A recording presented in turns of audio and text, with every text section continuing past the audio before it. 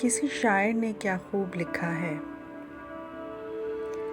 जब याद का किस्सा खोलूं तो जब याद का किस्सा खोलूं तो कुछ दोस्त बहुत याद आते हैं।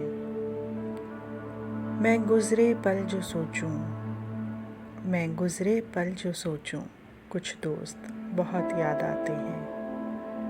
अब जाने कौन सी नगरी में आबाद हैं जाकर मुद्दतों से।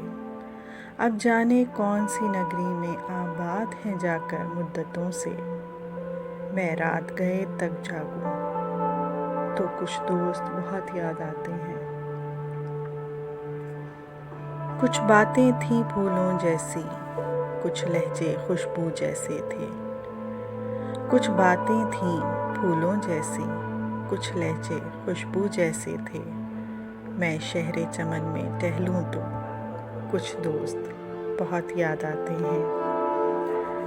वो पल भर की नाराज़गियाँ और मान भी जाना पल भर में। वो पल भर की नाराज़गियाँ और मान भी जाना पल भर में। अब खुद से जब भी रूठूं तो कुछ दोस्त बहुत याद आते हैं। जब याद का किस्सा खोलूं तो कुछ दोस्त बहुत याद आते हैं।